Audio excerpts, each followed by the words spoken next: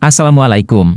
Mari kita simak tausiah dari Ustadz Rifki Jakfar Talib tentang agar tidak tertipu kehidupan di dunia. Assalamualaikum warahmatullahi wabarakatuh.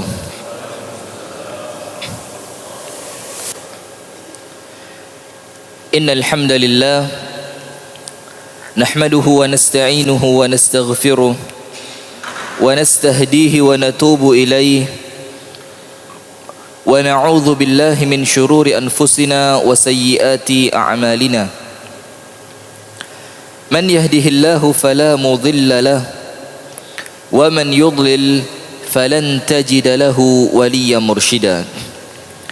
Ashhadu an la ilaha illallah wahdahu la syarika lah wa ashhadu anna Muhammadan abduhu wa rasuluh sallallahu alaihi wa ala alihi wa ashabihi wa man wala. A'udzu billahi minasy syaithanir rajim.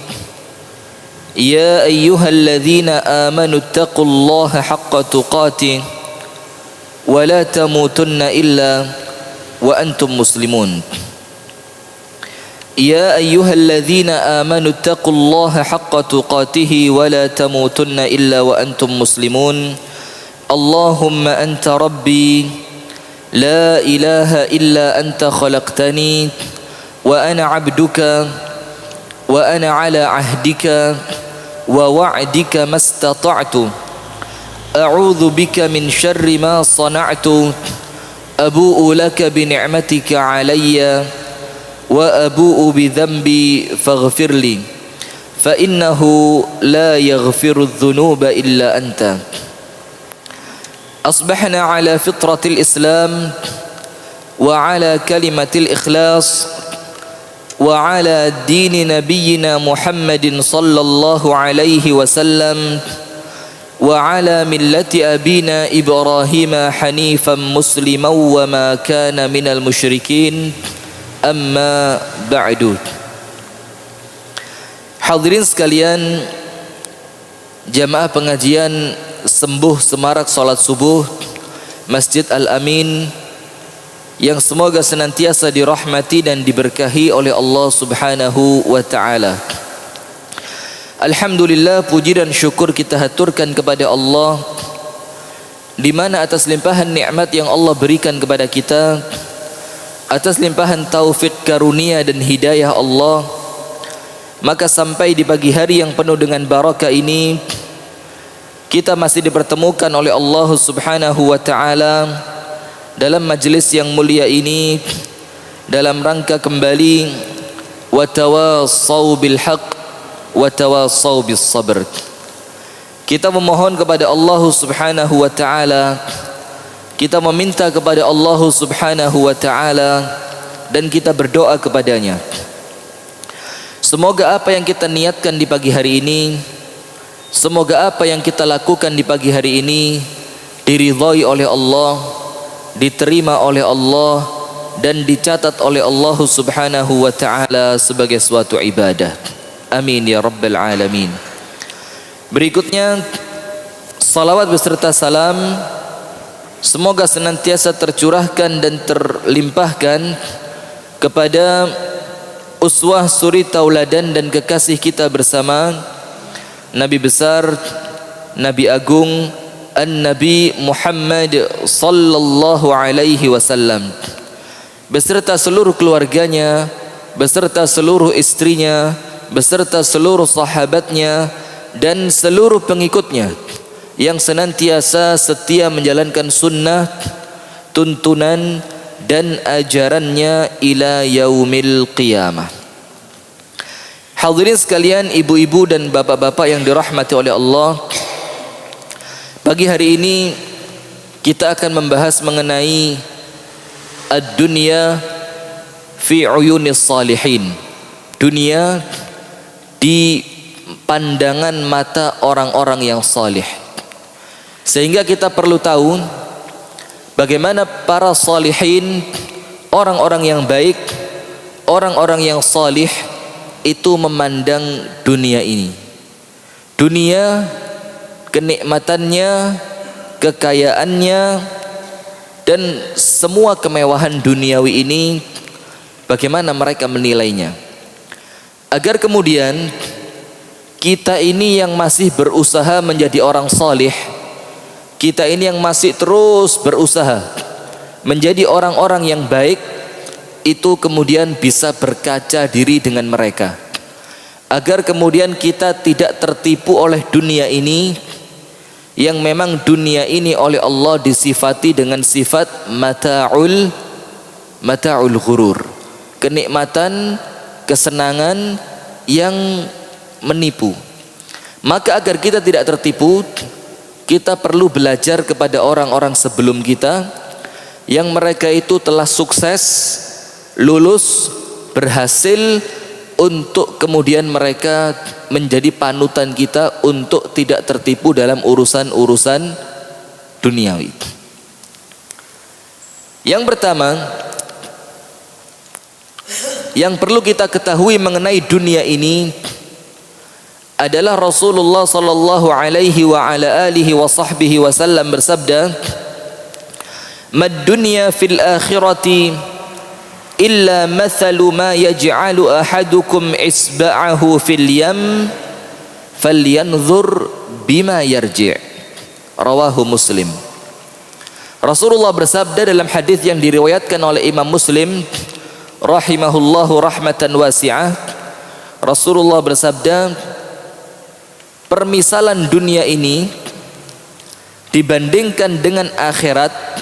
Jadi dunia kalau kita bandingkan dengan akhirat, itu perumpamaannya bagaikan salah seorang di antara kalian yang mencelupkan jarinya ini di tengah lautan yang sangat luas.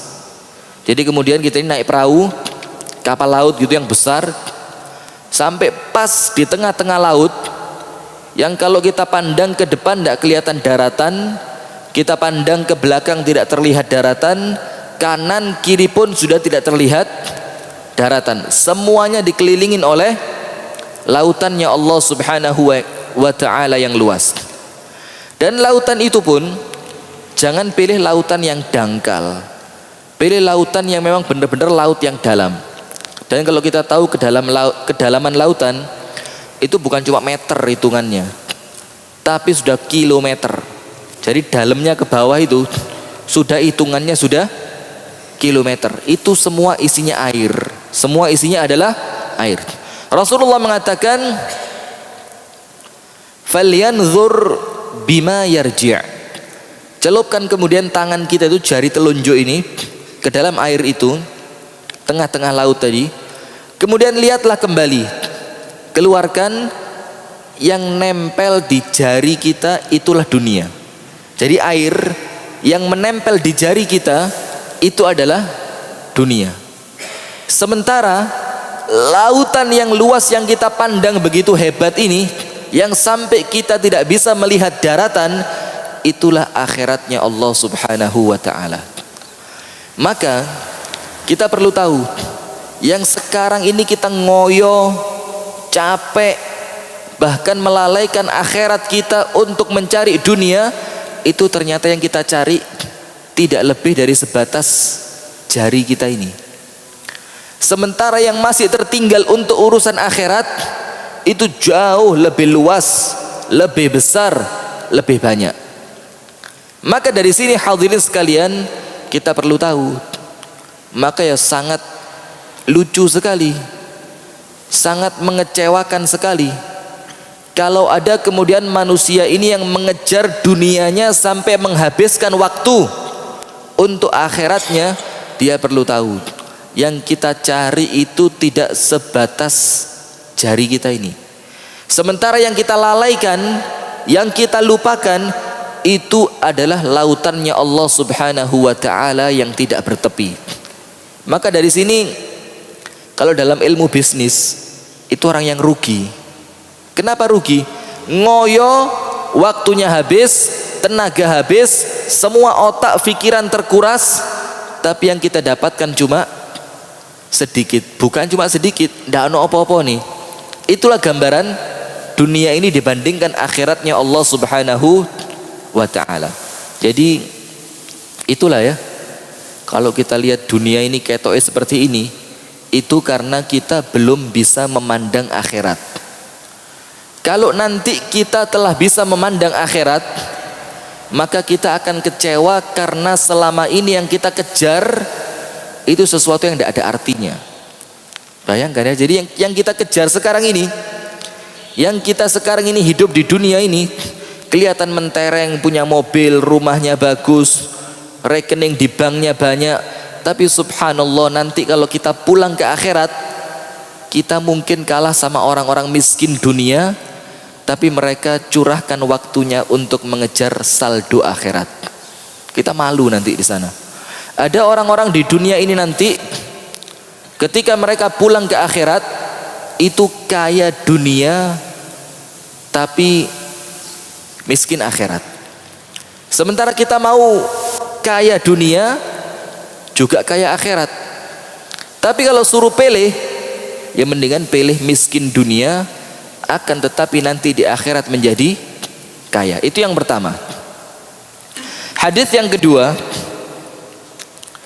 diriwayatkan pula dari Al-Imam At-Tirmidzi dalam hadis yang sahih, Rasulullah sallallahu alaihi wa ala alihi wa sahbihi wasallam bersabda,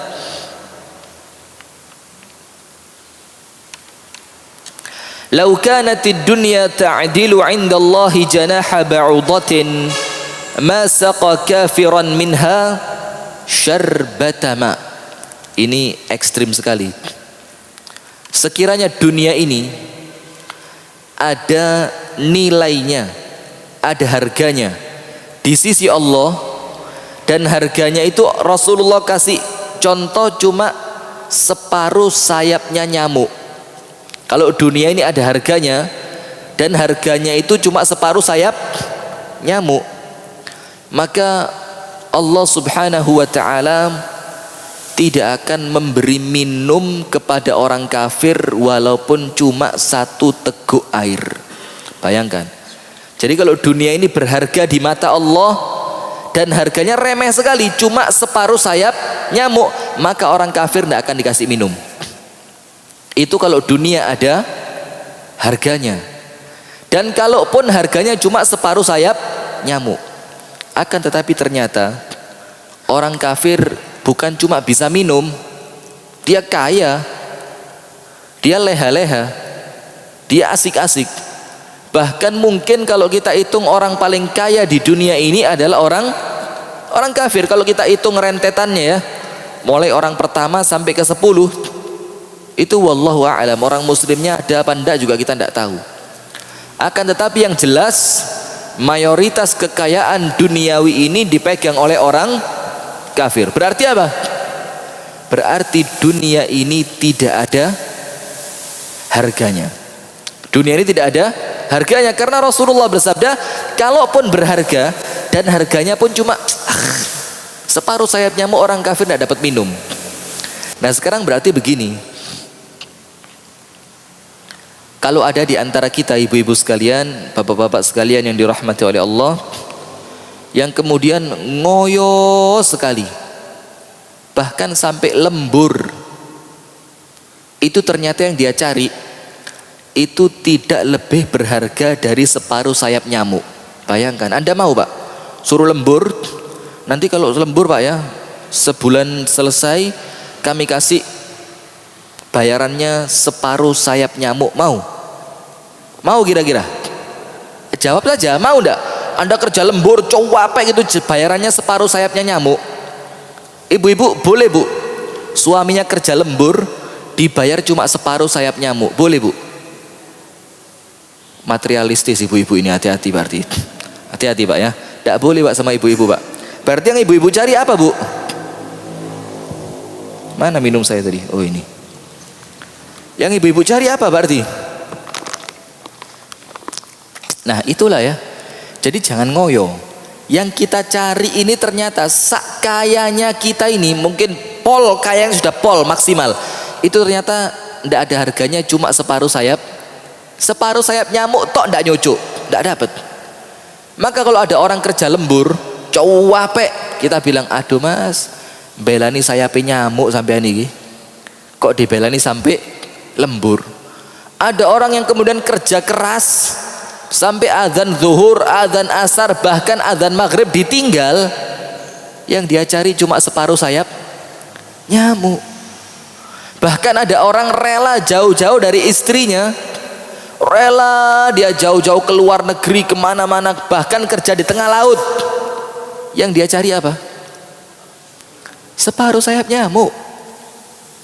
Lah sekarang kita ini mau cari apa? Mau cari separuh sayapnya nyamuk dengan rentan waktu kita yang di dunia cuma singkat ini, atau kita mau cari lautannya Allah Subhanahu wa ta'ala? Nah, itu pilihan. Itu yang kita perlu tahu mengenai hakikat dunia ini. Ternyata dunia ini tidak ada artinya. Dan itu yang bisa melihat hanya orang-orang yang telah diberikan ilmu oleh Allah Subhanahu wa ta'ala. Karena apa? Dunia ini Allah sifati apa? Zuyyina linnasi hubbus syahawat minan nisa'i wal banina wal qanatiril muqantarati minadh dhahabi wal fiddati wal khairil musawwamati wal an'ami wal harth. Allah jadikan indah.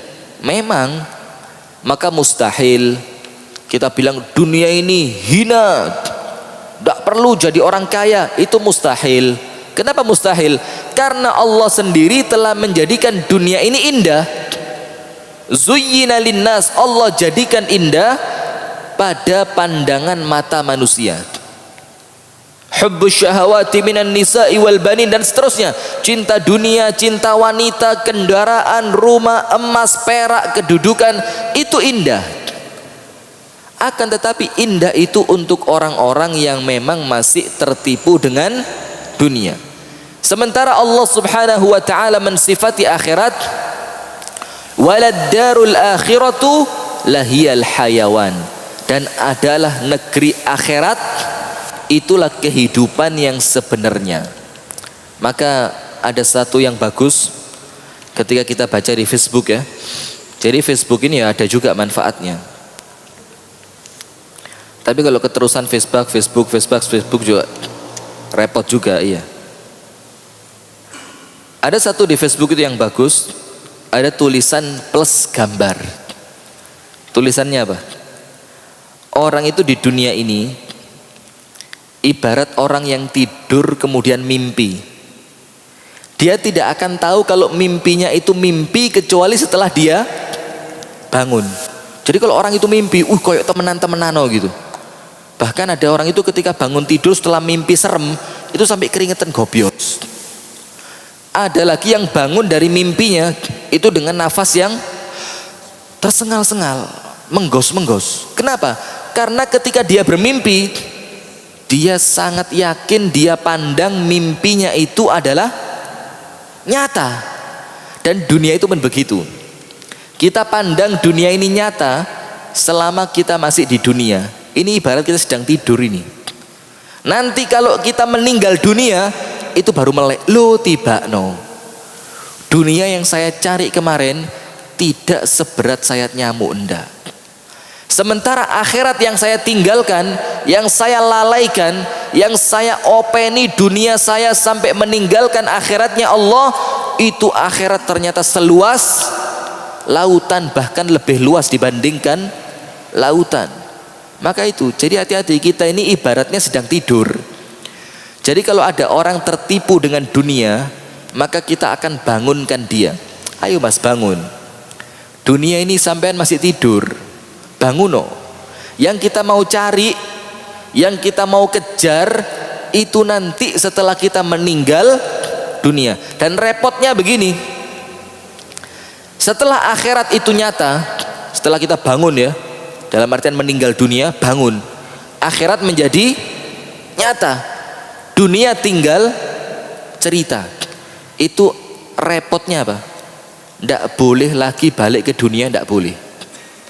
Jadi setelah kita tahu, ternyata selama ini saya sia-sia di dunia, saya cuma main-main, saya kerja-kerja yang saya cari tidak seberat sayap nyamuk, saya lalaikan azan, saya tinggalkan silaturahim, saya tinggalkan bersedekah. Ketika bangun kaget, Ternyata semua itu tidak ada artinya. Lalu minta kembali dia. Rabbi laula akhartani ila ajalin qarib fa asaddaqa wa akum minas salihin. Ya Allah, kembalikan ke dunia sebentar saja. Mau apa kamu? Aku akan sedekahkan semua hartaku dan aku akan menjadi orang yang salih. Itu berarti apa? Selama dia di dunia tertipu. Ketika dia bangun, nyata sudah, dia anggap apa? Ternyata yang tak kumpulkan tidak ada artinya. Maka kalau saya boleh kembali, saya mau keluarkan semuanya. Itu dunia di pandangan orang-orang yang salih. Suatu hari, ini cerita menarik sekali. Al-Imam Al-Hasanul Basri itu lewat kuburan sama beberapa orang murid-muridnya.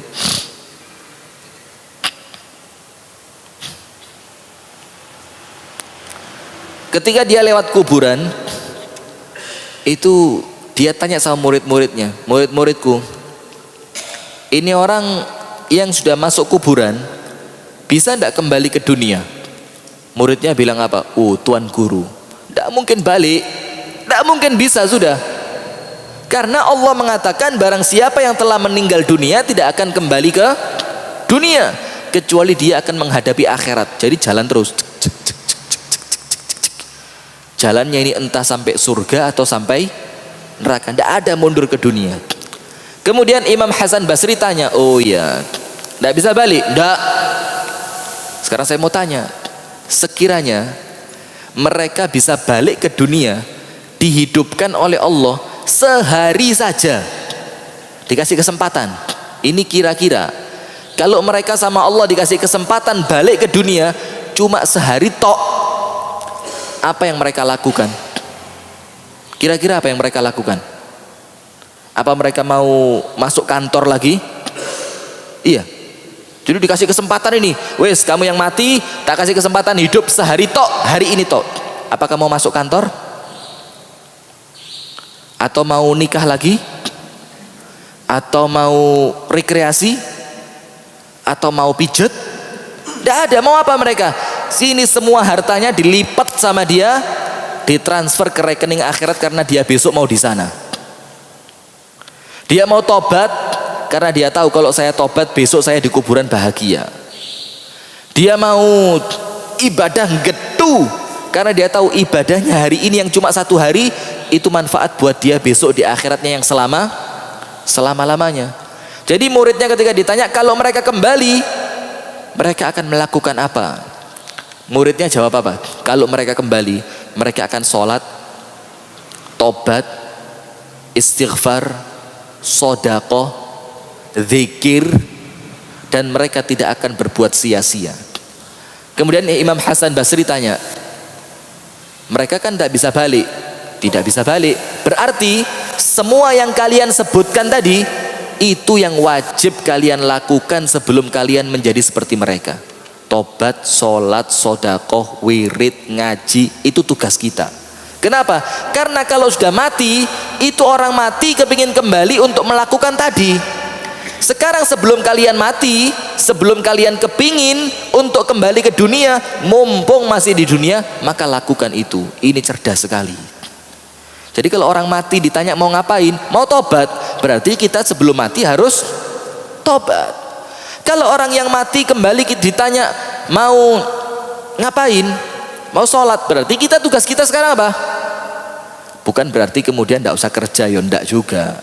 Cuma harus proporsional. Harus proporsional. Kemudian ada ucapan yang sangat luar biasa dari seorang ulama yang sangat hebat yang bernama Malik bin Dinar, yang kita ceritakan pada sembuh sebelum ini, taubatnya orang-orang baik, iya, termasuk diantaranya Malik bin Dinar. Sebelumnya preman pasar ini orang, setelah tobat luar biasa, menunjukkan apa? Kalau di kelompok orang-orang yang jahat saya bisa jadi pentolannya, lu masa di kelompok orang baik saya tidak bisa? Ini orang buktikan. Ketika dia jadi preman, dia preman paling ditakutin. Maka ketika jadi orang beriman, dia pun menjadi imamnya orang-orang yang beriman. Malik bin Dinar bilang apa? Ittaqus sahirata allati tasharu qulubal ulama wa tulhihim 'anillahi ta'ala wa hiya ashar wa aqbah min sihri Harut wa Marut lianna dhalika yufarriqu bainal mar'i wa zawjihi wa hadha yufarriqu bainal 'abdi wa rabbih wa hadha sihr ad-dunya. Malik bin Dinar bilang apa? Hati-hati. Ada satu sihir yang sihir ini menyihir hatinya para ulama, dan sihir ini lebih hebat dibanding sihirnya Harut dan Marut. Sihir yang satu ini, hati-hati.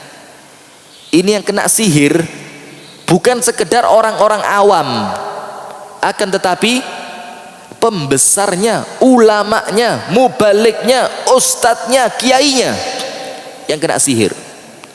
Dan sihir ini melalaikan mereka dari Allah. Sihir ini lebih jahat dibandingkan sihirnya Harut dan Marut.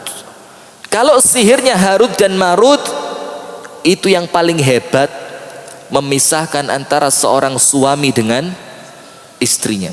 Maka hati-hati. Jadi kalau Anda mau memisahkan suami dari istrinya, itu Anda termasuk setan yang kena sihir.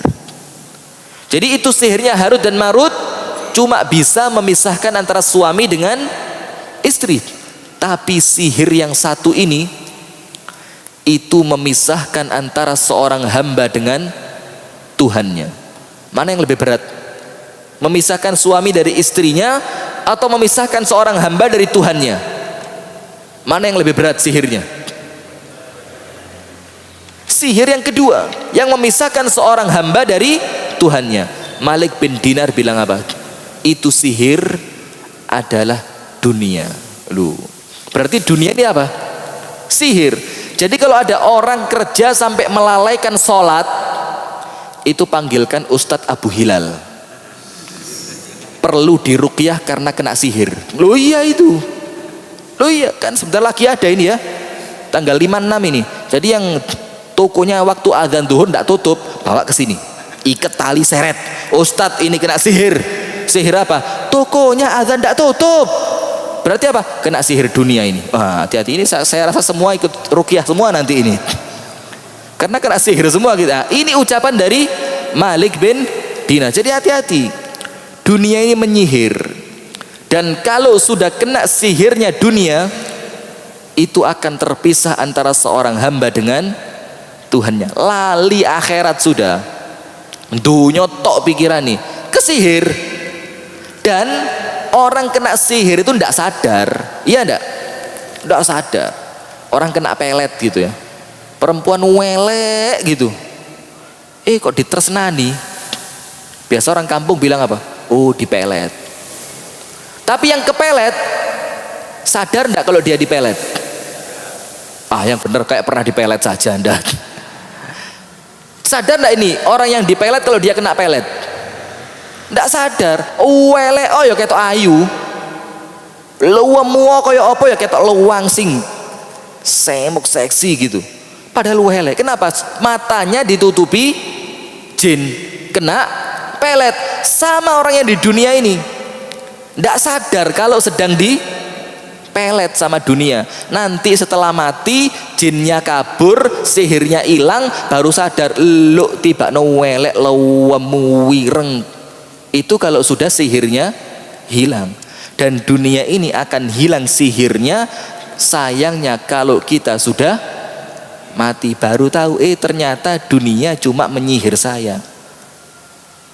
Ketoke apik tibakno elek. Nah itu ucapan Malik bin Dinar. Jadi hati-hati. Dunia ini sihir. Kalau kita tidak hati-hati, kita tidak akan sadar kalau kita kesihir kecuali setelah kita meninggal dunia. Yang berikutnya, Al-Imam Al-Hasanul Basri, beliau mengatakan,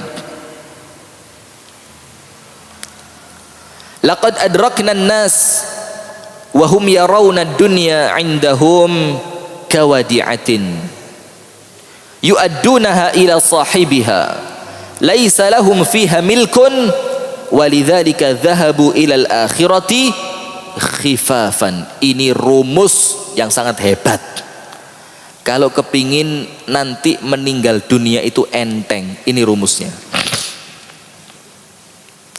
Siapa yang kalau meninggal kepingin berat, siapa? Tidak ada. Kita ini kepingin rata-rata kalau meninggal beban kita sudah habis, maka meninggalnya itu enteng. Ini rumusnya. Dan ini kita pasangnya di mana? Di toko. Bukan buat jimat. Buat apa? Buat pengingat. Kita pasangnya di kantor, di tempat kerja, di mobil. Ini perlu kita pasang yang gampang dilihat. Biar nanti kalaupun meninggal dunia sewaktu-waktu, meninggalnya sudah enteng. Karena dunia ini memberatkan. Apa Al-Hasan Al-Basri mengatakan, dulu saya telah mendapati manusia yang mereka itu memandang dunia ini sekedar titipan. Yang mereka yakin mereka harus mengembalikan titipan ini kepada pemiliknya. Dan mereka sama sekali tidak memiliki hak milik di dunia itu. Oleh sebab itu, ketika mereka pulang ke akhirat, hati-hati loh ya. Ke akhirat itu apa? Pulang. Tidak ada orang tidak pulang, pasti pulang. Oleh sebab itu, ketika mereka pulang ke akhirat, mereka pergi dalam keadaan enteng. Kenapa enteng? Mereka tidak punya apa-apa di dunia ini. Maka hisabnya pun sebentar, ala gak duwe apa-apa, hisab diluk tok, beres, langsung masuk surga. Kenapa? Karena selama di dunia mereka itu bilang apa? Ini dunia cuma titipan. Kalau titipan berarti apa? Harus dijaga baik-baik, jangan sampai rusak. Ini amanah, harus dikembalikan kepada yang nitipi. Siapa yang nitipi? Allah. Bagaimana caranya mengembalikan kepada Allah?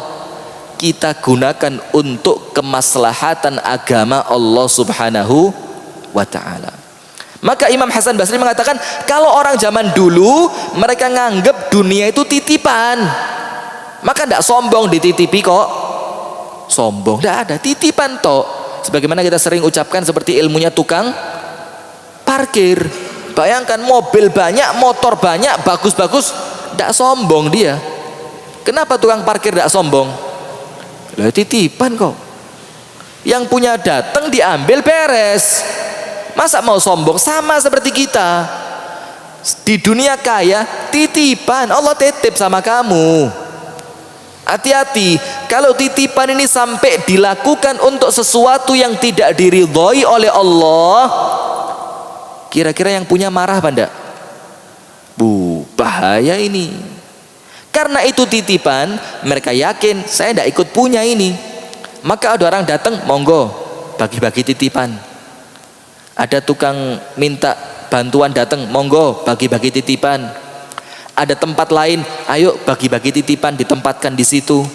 Ada panti asuhan, ayo bagi-bagi titipan. Nanti kalau pulang ke akhirat sudah enteng. Kenapa? Titipannya sudah dibagi-bagi. Itu orang zaman dulu ketika mereka memandang dunia titipan ini. Tapi ada orang yang dunia itu dianggap hak milik. Maka kalau pulang ke akhirat gawanane abot. Bukan bawa dunianya, bukan. Bawa apanya? Hisab dan tanggung jawabnya berat. Tidak seenteng yang kita bayangkan. Itu dulu uang kamu di rekening buat apa? Ada orang lapar, kamu pura-pura tidak tahu. Ada orang butuh sekolah, padahal saldo kamu ini masih turah-turah. Tidak kamu bantu. Kamu dengar orang-orang Suriah kelaparan. Ini titipanku sama kamu, kenapa dipegang? Seharusnya kan aku minta titipan itu berangkat ke sana. Ada orang sakit, tidak punya biaya. Ini titipanku, kamu buat apa? Katanya Allah. Hati-hati. Itu yang memberatkan kalau kita meninggal dunia. Maka kalau orang mau meninggal itu, dia bilang apa? Kembalikan sebentar. Fa'as-soddaq, aku akan bersodaqoh. Karena dia yakin dunia ini memberatkan langkahnya dia menuju akhirat. Ingat ceritanya Uwais Al-Qarni. Ketika walhasil terakhir ketemu Umar bin Khattab. Oh, ini Uwais yang Rasulullah wasiatkan namanya. Ini Uwais yang Rasulullah bilang doanya diterima, makbul oleh Allah Subhanahu wa ta'ala. Ketika Uwais mau pergi, Umar tanya, Uwais mau kemana? Uwais bilang, saya mau melarikan diri saja ke Irak. Karena sekarang semua orang tahu kalau aku ini disebut oleh Rasulullah, khawatir jadi sombong. Lalu bagaimana? Saya mau ke Irak saja. Di Irak tidak ada yang kenal sama saya. Umar bilang, ya sudah, tak kasih uang buat bekal kamu nanti di Irak. Uwais Al-Qarni bilang apa? Ya Amirul Mukminin, aku sekarang ini punya uang 4 dinar hasil biaya mereka parkir onta. Jadi Uwais ini tukang parkir onta, dia bagian jaga onta. Dapat uang 4 dinar. Aku pun tidak tahu apakah uang ini akan habis sebelum aku meninggal dunia atau tidak. Kalau aku meninggal uang ini belum habis dan kamu tambah uang sama saya, nanti hisapnya berat. Padahal 4 ini saja saya belum tahu duluan mana, habisnya uang atau habisnya nyawa saya. Kalau uang ini belum habis, saya sudah mati, itu berat. Nanti saya ke akhirat hisapnya panjang. Ini orang cerdas, tidak tertipu dunia. Kemudian yang berikutnya, yang terakhir, Abdullah bin Al-Mubarak. Ini pun luar biasa ya. Bapaknya budak tukang jaga kebun anggur, dipek mantu sama majikan. Ini hebat juga. Majikannya ndak malu ngambil mantu dari budaknya. Karena budak ini walaupun budak tapi ngerti agama. Itu yang dicari sekarang. Buat apa kaya tapi ngabot-ngaboti tanggung jawab. Ini budak tapi ngerti aturan, ngerti agama, dipek mantu. Luar biasa kan? Nah, sudah, maaf, bapaknya Abdullah bin Mubarak, akhirnya lahir Abdullah bin Al-Mubarak. Sudah, dia mengatakan apa? Ad-dunya sijnul mu'min wa a'zamu a'malihi fis sijn as-sabr wa kadhmil ghaidh. Walil mu'mini fid dunya wa laysa lil mu'mini fid dunya daulatun wa innama daulatuhu ghadan fil akhirah. Ini yang terakhir luar biasa. Abdullah bin Al-Mubarak mengatakan apa? Dunia ini adalah penjaranya orang yang beriman. Sesuai dengan hadis Rasulullah sallallahu alaihi wasallam. Maka sekarang perhatikan, ada orang di dunia dianggap penjara. Sekarang lihat, kecuali Indonesia ya, kayak hitungan ini. Ada orang di penjara bawa kulkas gitu, di penjara pakai AC. Tapi di Indonesia ya ada. Ya apa contohnya ya? Tapi normalnya tidak ada gitu loh ya. Penjara itu sengsara, tidak duwe apa-apa. Masa di penjara punya simpenan, punya brankas, punya kasur enak, punya lemari, kan tidak ada. Itulah dunia ini. Dunia ini ibarat penjara, tidak usah nggawa apa-apa wis. Cukup bisa makan, bisa pakaian, bisa hidup beres. Karena ini adalah penjara. Orang masuk penjara kepingin keluar apa enggak? Yang benar. Kepingin keluar enggak? Kepingin keluar? Anda di dunia pengen mati enggak? Enggak. Ya enggak benar berarti. Diulang lagi. Dunia ini penjara bukan? Penjara. Orang masuk penjara pengen keluar enggak? Anda pengen mati enggak? Hah?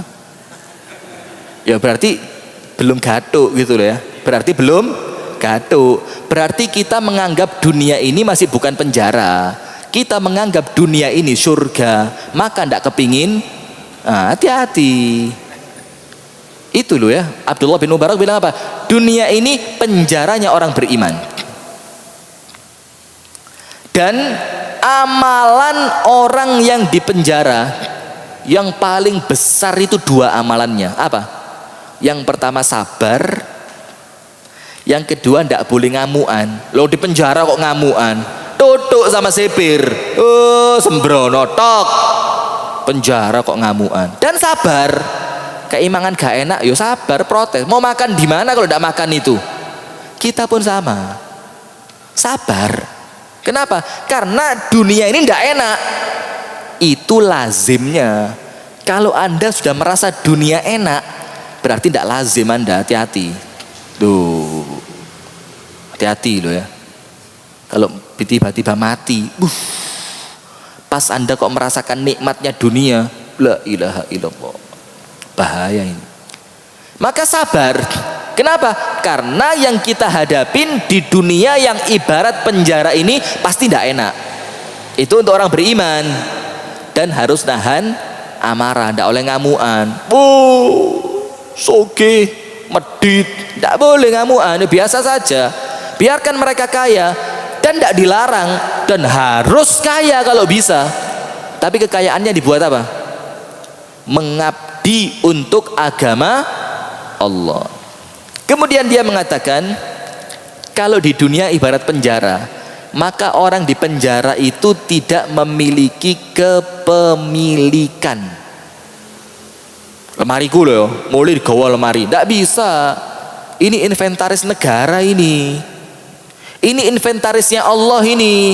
Maka tidak boleh orang keluar penjara bawa barang, tidak boleh. Sebagaimana orang mati bawa mobil, boleh tidak? Tidak boleh. Aku mati loh nak. Engkau lek mati Avanza, Xenia, sedan putih, masukkan kuburan semua loh ya. Buat apa pak? Lo godekku kok. Boleh begitu? Itulah dunia ini. Anda keluar dari sini tidak boleh bawa apa-apa. Tidak boleh. Maka bagaimana caranya? Kirim dulu, mulai sekarang dikirim ke akhirat. Nanti tidak usah diminta melok dewe dia. Ikut dengan sendirinya. Dan dia selama di dunia itu tidak akan memiliki kepemilikan, kekuasaan. Kenapa? Wa innama daulatuhu ghadan fil akhirah. Karena kepemilikannya dia, kekuasaannya dia nanti di kampung akhirat. Berarti dunia ini ngapain kita? Mampir ngombe. Dan itu sesuai sabdanya Rasulullah. Jadilah di dunia itu seperti orang yang nyebrang atau orang asing. Nyabrang, ada orang nyabrang jalan, di tengah jalan gitu gelar karpet. Ini nyabrang ini, tapi di tengah-tengah jalan gelar karpet, minum dia. Makan camilan, tabrak truk sampean. Nyabrang kok gelar karpet. Orang nyabrang itu bagaimana? Bergegas, cepat-cepat. Seperti kita di dunia, lagi nyabrang kok leha-leha. Santai-santai. Tidak ada. Mati dilindas truk. Rasulullah bilang, atau yang lainnya, seperti orang yang musafir berteduh di bawah pohon untuk minum, thumma raha fatarakaha. Kemudian dia bergegas dan dia tinggalkan pohon itu. Yaitu dunia ini pohon itu. Karena apa? Perjalanan kita sebelum nyampe pohon panjang, Pak. Mulai alam arwah situ. Berapa tahun di sana? Tidak ada yang tahu. Dan uber-uberan kita untuk masuk ke sel telur, antara ovum dan sel itu saingan juga, panjang juga. Baru alam rahim dunia ini. Setelah ini lebih panjang lagi. Maka kita di sini sekedar mampir minum. Maka ketika mampir minum jangan enak-enakan. Jangan mampir minum bikin rumah besar. Ibarat jembatan. Dunia ini ibarat jembatan untuk sampai di akhirat. Ada orang di tengah jembatan bangun rumah ada. Suramadu, Anda mau ke Madura, Surabaya, Madura. Di tengah-tengah bikin rumah. Tingkat lagi rumahnya. Garasi besar. Mobilnya banyak. Kepruk sama Jokowi. Oh, golek perkara ini orang. Kenapa? Loh, ini jembatan, Mas. Yang sampean tuju bukan jembatannya, tapi apa yang ada setelah. Nah, itulah kita sekarang. Dunia ini jembatan kita.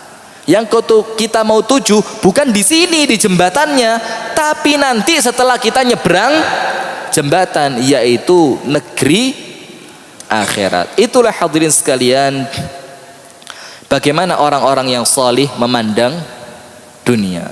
Yang pertama, kita harus ingat sabda Rasulullah, dunia ini ternyata kalau seperti orang nyelup tangannya di tengah lautan, sing balik yaitu dunia. Jadi kalau Anda ngoyo, kalaupun dapatnya mek sakmene kita. Yang kedua, dunia ini tidak bernilai di sisi Allah.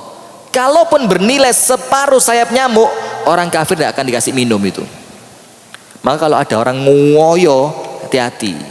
Yang sampean cari tidak sampai separuh sayap nyamuk.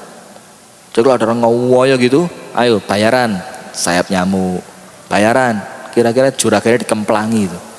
Kerja keringetan kayak gini oleh mek sayap. Nah itu dunia ini, hati-hati. Kemudian Abdullah bin Al-Mubarak mengatakan bahwa ucapannya Abdullah ibn Al-Mubarak, dia mengingatkan kita semua bahwasannya dunia ini ilmu sihir. Dunia ini adalah sihir.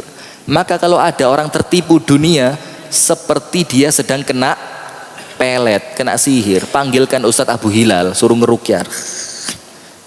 Lek mari dirukyah hartanya sih gak metu maneh.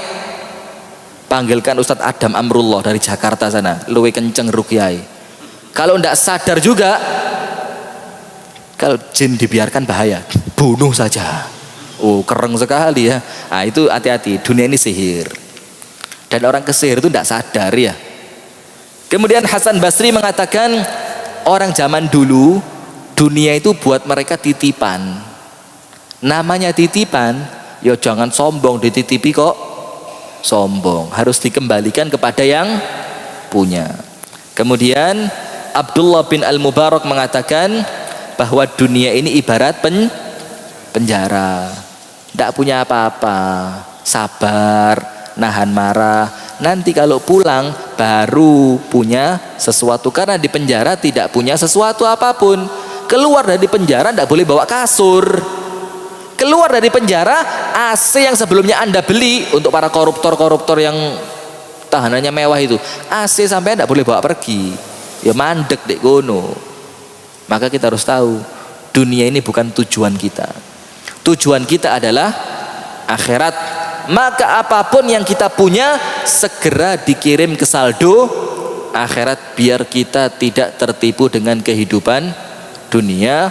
Karena Allah Subhanahu wa taala berfirman, walad darul akhiratu lahiyal hayawan. Kehidupan akhirat itulah kehidupan kalian yang sebenarnya. Melek, bangun, dan tidak ada habisnya. Itu nanti di akhirat. Wallahu ta'ala a'lam bisawab. Hadanallahu wa iyyakum ajma'in. Semoga ada manfaatnya. Kurang lebihnya saya mohon maaf. Subhanakallahumma wa bihamdika, asyhadu an la ilaha illa anta, astaghfiruka wa atubu ilaik. Assalamualaikum warahmatullahi wabarakatuh.